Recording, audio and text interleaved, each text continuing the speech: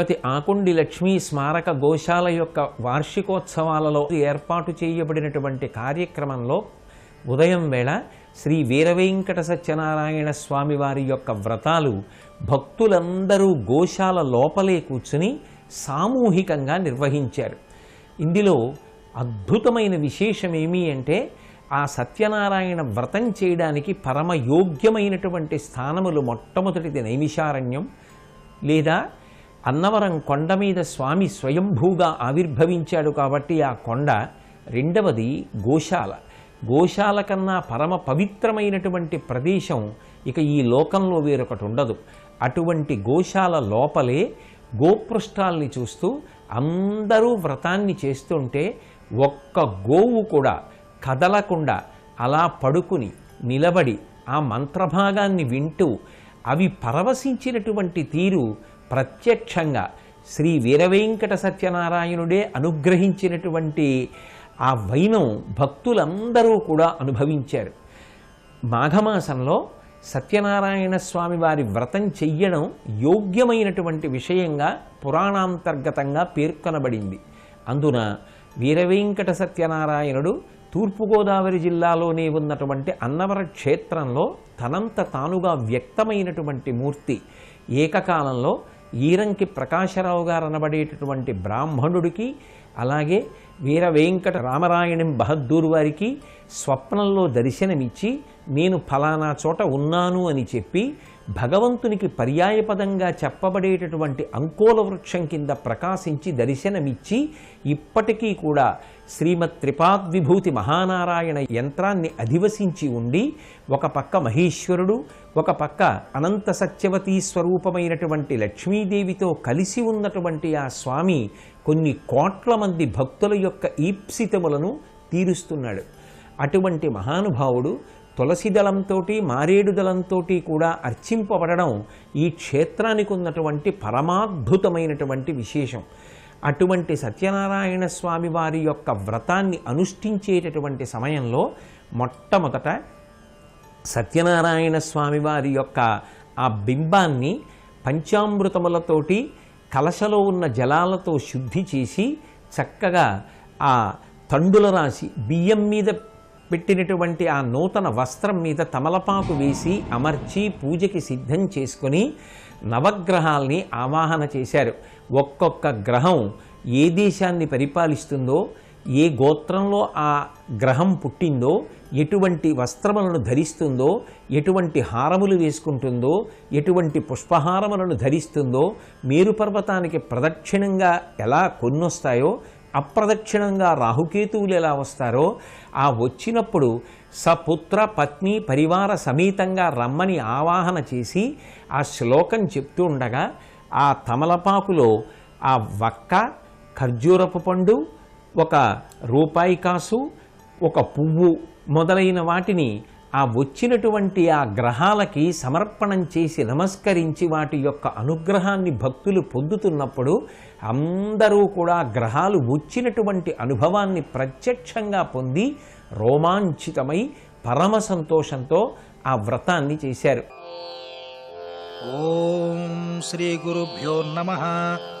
ఓం శ్రీ మహాగణాధిపతయే నమః. ఓం రమా సహిత శ్రీ సత్యనారాయణ స్వామినే నమః.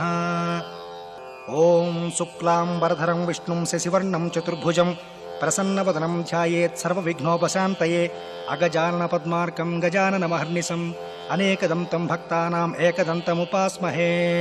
ఆచమనీయం చేయండి. అంటే చేతిలో నీళ్లు వేసుకొని నేను స్వాహ అన్నప్పుడు వాటిని తీసుకోవాలి. ఓం ఆచిమ్య కేశవాయ స్వాహ, నారాయణాయ స్వాహ, మాధవాయ స్వాహ, గోవిందాయ నమః. చేయగడిగేసుకోండి. విష్ణు మధుసూదన త్రివిక్రమ వామన శ్రీధర హృషికేశ పద్మనాభ దామోదరాయ నమః. సంకర్షణ వాసుదేవ ప్రద్యుమ్న అనిరుద్ధ పురుషోత్తమ అథోక్షజ నారసింహ అచ్యుత జనార్దన ఉపేంద్ర హరే శ్రీకృష్ణాయ నమః. శ్రీకృష్ణ పరబ్రహ్మణే నమో నమః. ఉత్తిష్టంతు భూతపిశాచాః ఏతే భూమిభారకాః ఏతేషాం అవిరోధేన బ్రహ్మకర్మ సమారభే. ఓం భూః ఓం భువః ఓం సువః ఓం మహః ఓం జనః ఓం తపః ఓం సత్యం ఓం తత్సవితుర్వరేణ్యం భర్గో దేవస్య ధీమహి ధియో యో నః ప్రచోదయాత్. ఓమాపో జ్యోతిరసోమృతం బ్రహ్మభూర్భువస్సువరోం. మమ అనుకోండి. సకుటుంబస్య క్షేమస్థైర్య విజయ అభయ ఆయురారోగ్య ఐశ్వర్యాభివృద్ధ్యర్థం ధర్మార్థ కామ మోక్ష చతుర్విధ ఫల పురుషార్థ సిద్ధ్యర్థం చింతిత మనోరథ సిద్ధ్యర్థం శ్రీ సత్యనారాయణముద్దిశ్య శ్రీ సత్యనారాయణ ప్రీత్యర్థం ధ్యాన ఆవాహనాది షోడశోపచార పూజాం కరిష్యే. ఆదౌ నిర్విఘ్నేన పరిసమాప్త్యర్థం శ్రీ మహాగణాధిపతి పూజాం కరిష్యే. శ్రీ గణపతి ప్రాణ ప్రతిష్టాపనం. ఇప్పుడు ఒక పుష్పం తీసుకుని ఆ పుష్పాన్ని పసుపు వినాయకుడి మీద చేయి వేసి ఉంచండి. ఓం అసునీతే పునరస్మాసు చక్షు పునః ప్రాణమిహనో ధేహి భోగం జోక్పస్యేమ సూర్యముచ్చరం తమనుమతే మృడయాన స్వస్తి. అమృతం వై ప్రాణ అమృతమాపః ప్రాణ నేవ యథా స్థానముపహ్వయతే. స్థిరో భవ వరదో భవ సుముఖో భవ సుప్రసన్నో భవ స్థిరాసనం కురు. శ్రీ మహాగణాధిపతయే నమో నమః. ప్రాణప్రతిష్టాపన ముహూర్త సుముహూర్తో అస్తు. ఓం గణానాం త్వా గణపతిగుం హవామహే కవిం కవీనాముపమస్రవస్తమం జ్యేష్ఠరాజం బ్రహ్మణాం బ్రహ్మణస్పత ఆనశృణ్వన్నోతిభిः దశాదనం. శ్రీ మహాగణాధిపతయే నమో నమః. పుష్పాణి పూజయామి. పువ్వులు పూజ చేస్తూ ఉండండి. ఓం సుముఖాయ నమః. ఓం ఏకదంతాయ నమః. ఓం కపిలాయ నమః. ఓం గజకర్ణకాయ నమః. ఓం లంబోదరాయ నమః. ఓం వికటాయ నమః. ఓం విఘ్నరాజాయ నమః. ఓం గణాధిపాయ నమః. ఓం ధూమకేతవే నమః. ఓం గణాధ్యక్షాయ నమః. ఓం పాలచంద్రాయ నమః. ఓం గజాననాయ నమః. ఓం వక్రతుండాయ నమః. ఓం శూర్పకర్ణాయ నమః. ఓం హేరంబాయ నమః. ఓం స్కంధపూర్వజాయ నమః. ఓం సర్వసిద్ధిప్రదాయకాయ నమః. ఓం శ్రీ మహాగణాధిపతయే నమో నమః. నానావిధ పరిమళపత్ర పుష్పాణి పూజయామి. ఓం భూర్భువస్సువః. ఓం తత్సవితుర్వరేణ్యం భర్గో దేవస్య ధీమహి ధియో యో నః ప్రచోదయాత్. సత్యం వ్రతేన పరిశించామి. చుట్టూ పువ్వుతో నీళ్లు తిప్పండి. అమృతమస్తు అమృతోపస్త్ర నమసే. శ్రీ మహాగణాధిపతయే నమో నమః. అవసరార్థం గుడోపహార నైవేద్యం సమర్పయామి. ఓం ప్రాణాయ స్వాహ. ఓం అపానాయ స్వాహ. ఓం వ్యానాయ స్వాహ. ఓం ఉదానాయ స్వాహ. ఓం సమానాయ స్వాహ. మధ్యే మధ్యే పానీయం సమర్పయామి. ఓం ఘృతవక్త్రిసహస్రైశ్చ కర్పూరైः సకలైస్తదా నీరాజనం మయా దత్తం గృహాణ వరదో భవ. శ్రీ మహాగణాధిపతయే నమో నమః. ఆనందకర్పూర నీరాజనం దర్శయామి. నీరాజనానంతరం శుద్ధాచిమనీయం సమర్పయామి. మళ్ళా పువ్వుతో నీళ్లు చల్లండి. మంత్రపుష్పం. ఇప్పుడు ఒక పుష్పం చిల్లర పైసలు తీసుకుని నమస్కారం చేసి ఆ దేవుడి మీద వేసేయండి. ఓం శ్రీ మహాగణాధిపతయే నమో నమః. సువర్ణ మంత్ర పుష్పం సమర్పయామి. మళ్ళా అక్షింతలు తీసుకుని నమస్కారం చేయండి. ఆత్మ ప్రదక్షిణ నమస్కారాన్ని సమర్పయామి. సాష్టాంగ నమస్కారాన్ని సమర్పయామి. ఛత్రం ధారయామి. చామరం వీచయామి. సర్వోపచారాన్ని సమర్పయామి. ఇప్పుడు మీరు అక్షింతలు నీళ్లు ధారగట్టి పళ్ళెంలో వదిలేయండి. అనయా ధ్యాన ఆవాహనాది షోడశోపచార పూజాయాం భగవాన్ సర్వాత్మకః శ్రీ మహాగణాధిపతి సుప్రీతో సుప్రసన్నో వరదో భవతు. సత్యనారాయణ స్వామినే నమో నమః. పంచామృత స్నానం సమర్పయామి. ఇప్పుడు ఒక పువ్వుతోటి పంచామృతాలు ఆ సత్యనారాయణ స్వామి వారి ప్రతిమ మీద చల్లండి. ఇప్పుడు ఒక పుష్పం తీసుకుని నమస్కారం చేయండి. ఓం ధ్యాయేత్ సత్యం గుణాతీతం గుణత్రయ సమన్వితం లోకనాథం త్రిలోకేశం కౌస్తుభాభరణం హరిం పీతాంబరం నీలవర్ణం శ్రీవత్స పదభూషితం గోవిందం గోకులానందం బ్రహ్మైద్యైరభిపూజితం శ్రీ సత్యనారాయణ స్వామినే నమో నమః. ధ్యాయామి. ధ్యానం సమర్పయామి. ఆ పుష్పం వేసేయండి.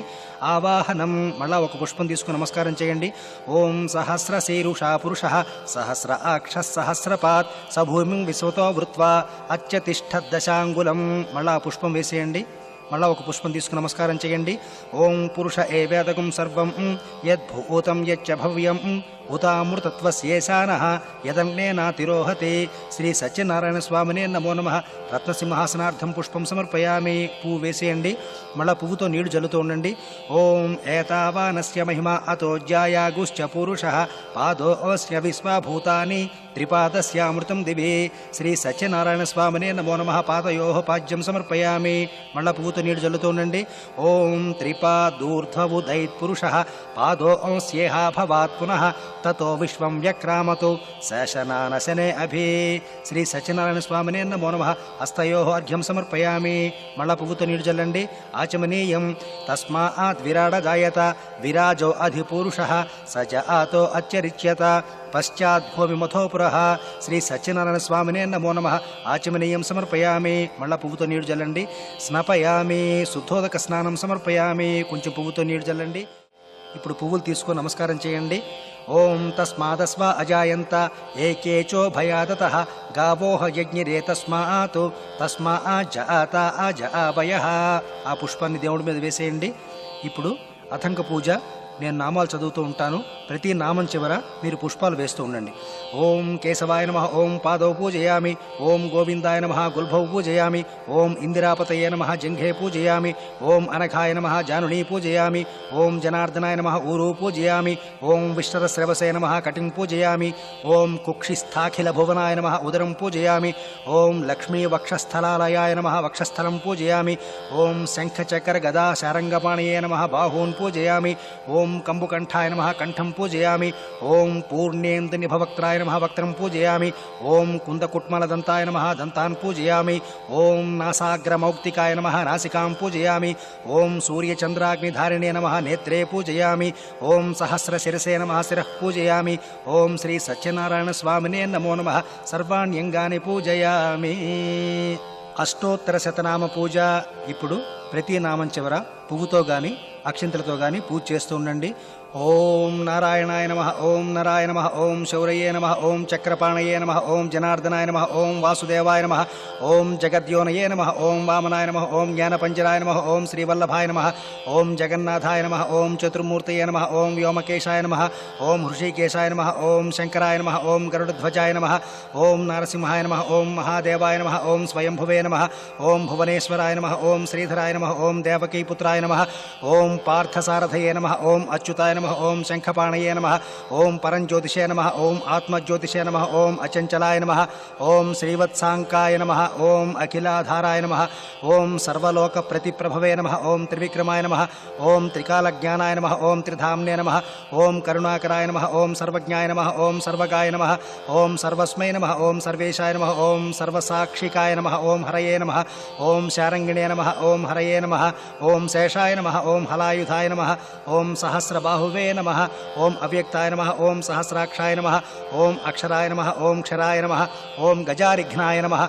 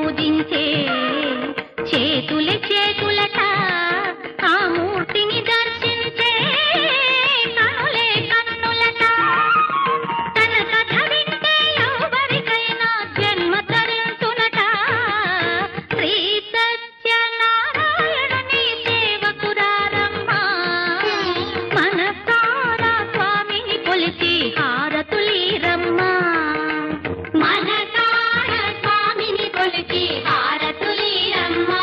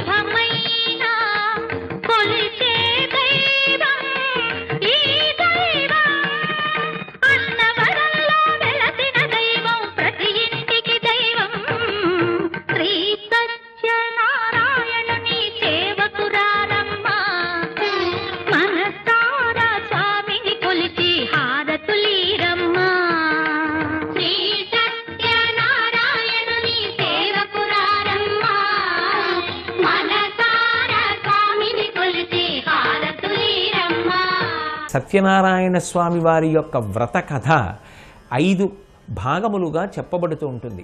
ఈ 5 భాగములుగా చెప్పబడేటటువంటి కథ మనకి తెలిసున్నదే అయినా అదే కథని ఎప్పుడూ వినడం అది శ్రద్ధకి తార్కాణం. కేవలం జరిగిపోయినటువంటి కథే కాదు, అందులో అసలు ఈ వ్రతాన్ని చెయ్యవలసినటువంటి విధానం, ఈ వ్రతాన్ని చేసి అనుగ్రహాన్ని పొందినటువంటి భక్తుల యొక్క చరిత్ర, ఈ వ్రతాన్ని కానీ భగవంతుణ్ణి కానీ చులకన భావనతో స్వీకరించినటువంటి వారు పొందినటువంటి కష్టములు వర్ణింపబడతాయి. అనేకమైన ధర్మ సూక్ష్మములు ఇందులో పేర్కొనబడ్డాయి. అందుకే మొట్టమొదట ఈ లోకంలో ప్రజలు పడుతున్నటువంటి బాధల్ని చూసి విచలిత మనస్కుడైనటువంటి వాడు నారదుడు. పరమభాగవతోత్తముడు కనుక అయ్యో కలియుగంలో ప్రజలు ఇంత బాధపడుతున్నారే, వీళ్ల కష్టానికి నివారణోపాయం ఏది అని ప్రయత్నం చేసినవాడు ఆయన. అలాగే ఒక బ్రాహ్మణుడు ఎంత దారిద్ర్యాన్ని అనుభవిస్తున్నా భగవంతుని యొక్క పాదములను మాత్రం విస్మరించలేదు. ఒక బ్రాహ్మణునికి ఉండవలసినటువంటి బుద్ధి అది. అచంచలమైన భగవద్భక్తిని కలిగి ఉండాలి. అనుగ్రహించినటువంటి భగవంతుడు తానే వృద్ధ బ్రాహ్మణ రూపంలో వచ్చి ఆయనకి ఈ సత్యనారాయణుని యొక్క వ్రత విధానాన్ని అనుగ్రహిస్తే భగవంతుని యందు ఉన్నటువంటి పూనిక చేత ఆయన భిక్షాటన చేసి వచ్చినటువంటి ద్రవ్యంతో ఆ వ్రతం చేసి వ్రతము యొక్క విశేషంగా దాని చేత ప్రీతి పొందినటువంటి భగవంతుని యొక్క అనుగ్రహం చేత జీవితాంతము ఐశ్వర్యాన్ని అనుభవిస్తూ ప్రతి ఏకాదశి నాడు నియమంగా ఈ వ్రతాన్ని చేశాడు. అంటే ఆ భక్తి శ్రద్ధ ఉన్నవాణ్ణి భగవంతుడు అనుగ్రహిస్తాడు. అది మొదట ఉండవలసినది సమాజంలో అందరి చేత శాస్త్రమునందు మార్గదర్శకుడిగా గౌరవింపబడేటటువంటి బ్రాహ్మణుని యందు. బ్రాహ్మణుడే భగవంతుణ్ణి నమ్మి అలా వ్రతాన్ని అనుష్ఠిస్తే పుల్లలు అమ్ముకునేటటువంటి వ్యక్తి కూడా ఈ వ్రతాన్ని చూసి ఆయన చేశాడన్న నమ్మకంతో ఈయన కూడా చేసి భగవంతుని అనుగ్రహానికి పాత్రుడయ్యాడు. సమాజం ఎలా కలిసి ఉండాలో, మార్గదర్శనం చెయ్యవలసిన వాళ్ళు మార్గదర్శనం చేయించి మిగిలిన వాళ్ళని ఎలా అభ్యున్నతి వైపు నడిపించాలో ఈ కథ మనకి నిరూపణం చేస్తుంది. అలాగే ఒక నదీ తీరంలో ఒక మహారాజు గారు సంతానార్థి అయి ఈ వ్రతాన్ని చేస్తున్నాడు. ఆయనకి ఆ నమ్మకం ఉన్నది, ఈ వ్రతం చేస్తే ఈశ్వరానుగ్రహం కలుగుతుంది. ఈశ్వరానుగ్రహం పొందడానికి ఇది ఒక మార్గంగా పెద్దల చేత నిర్దేశింపబడిందన్న పూనికతో చేస్తుండగా చూసినటువంటి ఒక వైశ్యుడు తనకి కూడా సంతానం కలిగితే వ్రతం చేస్తానన్నాడు. తనకి కొడుకు పుట్టాలని కోరలేదు, సంతానం కలిగితే అన్నాడు. భగవంతుడు చక్కటి ఆడపిల్లనిచ్చాడు. ఆడపిల్ల కదా, ఎదర ఎన్నో చేయవలసి ఉంటాయి, వివాహంలో చేద్దామన్నాడు. వివాహ సమయంలో విస్మరించాడు. అల్లుణ్ణి తీసుకుని విదేశాలకి వ్యాపారం కోసం వెడితే భగవంతుని యొక్క అనుగ్రహాన్ని పోగొట్టుకున్నవాడు కష్టాలు పొందడం ఎంతసేపు? కష్టం కలిగితే తప్ప మళ్ళీ భగవంతుడు స్ఫురణకు రాడని, చేసిన మాట విస్మరించి బ్రతకడం కృతజ్ఞత అని, కృతజ్ఞత కలిగిన వాడికి ఐశ్వర్యాన్ని ఇవ్వడం సాధ్యం కాదు కనుక అటువంటి వాడికి సమాజము ఏ విధమైనటువంటి ప్రయోజనాన్ని కల్పించలేదు, సమాజమునకు కూడా అతని వలన ఏ ప్రయోజనము ఉండదు కనుక భగవంతుడు అనేక కష్టాలు కల్పించాడు. కానీ అదే కాలంలో వేరొక చోట ఉన్నటువంటి ఆ వైశ్యుని యొక్క భార్య కుమార్తె భగవత్ స్మరణను పొంది వ్రతం చెయ్యాలని పూనిక పొందినంత మాత్రం చేత భగవంతుడు తిరిగి అనుగ్రహించాడు. అందరికన్నా మనం తేలికగా నమ్మేది ఎవరిని అంటే కాషాయాంబరములు కట్టుకున్న వాళ్ళని నమ్ముతాం.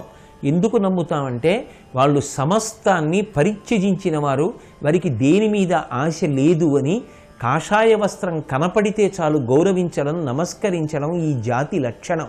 అందుకే ఒక సన్యాసి వచ్చి అడిగినా నిజం చెప్పకపోతే సన్యాసి రూపంలో వచ్చిన భగవంతుడు నీకసలు సత్యం పలకడం రాలేదు, నీ వంటి వాడికి ఐశ్వర్యం ఇవ్వలేనని అతను ఏ లతాపత్రములు నావలో ఉన్నాయని చెప్పాడో దాన్ని నిజం చేశాడు. వయసులో చిన్నవాడైన అల్లుడు బుద్ధి కలిగినవాడు కనుక మామగారి బుద్ధిని ప్రచోదనం చేసి వెళ్ళి మళ్ళీ ఆ కాషాయాంబరధారిని ఆశ్రయిస్తే ఆయన అనుగ్రహంతో ఐశ్వర్యం కలిగింది. తిరిగి వచ్చిన తరువాత కూతురు ప్రసాదాన్ని ఒక్కదాన్ని విడిచిపెట్టి నది ఒడ్డుకి భర్తృదర్శనం కోసం ఆతృతతో వెళ్ళింది. ప్రసాదమును విడిచిపెట్టడము అంటే భగవంతుని యొక్క అనుగ్రహాన్ని విడిచిపెట్టడం. భగవద్ అనుగ్రహం నాకొద్దు అన్నవాడికి వ్రతం చేయడం వల్ల ఉపయోగం ఏముంటుంది? ఎందుకు సుఖాలు కలుగుతాయి? అందుకే వెంటనే నావ మునిగిపోయింది.